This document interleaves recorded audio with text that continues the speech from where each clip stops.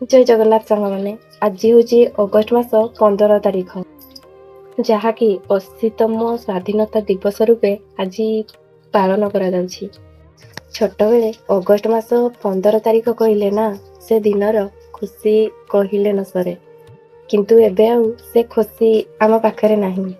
छोट बेले August 15 आसिले school जावाक मन अधिक खुशी लगुला कारण सेतेबेले जातीय पताका सांगसाथी आउ गीत नाच सेव बुंदिया से सबू आउ से दिनटी आम पाई बहुत स्पेशल थिला।